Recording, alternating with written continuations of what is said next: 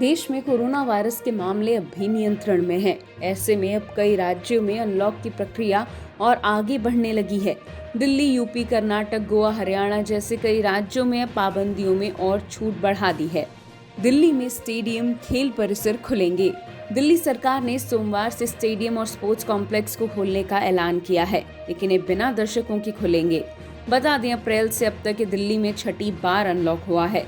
इससे पिछले सोमवार को दिल्ली में जिम और योग सेंटर्स 50% क्षमता के साथ खुल गए थे। हालांकि स्पा, सिनेमाघर जैसे अन्य केंद्र अभी नहीं खुले हैं। यूपी में आज से खुलेंगे सिनेमाघर। उत्तर प्रदेश में सोमवार से अनलॉक के तहत और छूट मिलने वाली है।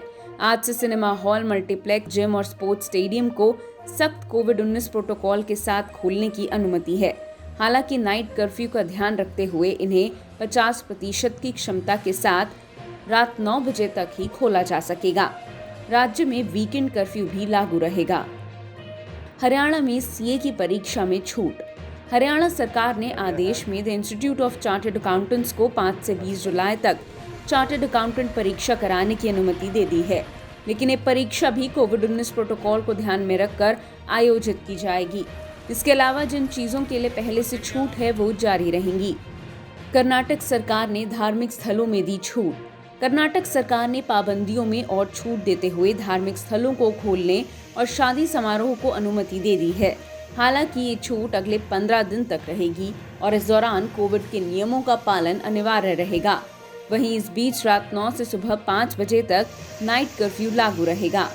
गोवा सरकार ने छूट के तहत सामाजिक, राजनीतिक, सांस्कृतिक समारोहों, विवाहों और 100 लोगों तक की अन्य सभाओं या आयोजन स्थल की क्षमता के 50% की अनुमति दी गई है। दिशा निर्देशों के मुताबिक बार और रेस्तरां सुबह 7 बजे से रात 9 बजे तक 50% बैठने की क्षमता के साथ खुल सकेंगे। दुकानें भी सुबह 7 से शाम 6 बजे तक खुल सकेंगी। आसपास के राज्यों में कोविड-19 डेल्टा प्लस संक्रमण के मामलों को देखते हुए सीमाओं पर परीक्षण तेज कर दिया गया है। वहीं दूसरी ओर इन राज्यों में लॉकडाउन की अवधि को और बढ़ा दिया गया है। हरियाणा में 12 जुलाई तक, गोवा में 12 जुलाई तक, उड़ीसा में 16 जुलाई तक, पश्चिम बंगाल में 15 जुलाई तक और तमिलनाडु में भी 12 जुलाई तक लॉकडाउन जारी रहेगा। वहीं बता दें, देश में पिछले 24 घंटे में 39,796 नए मामले सामने आए हैं और 723 लोगों की मौत हो गई। ये आंकड़े कई दिनों में सबसे कम हैं।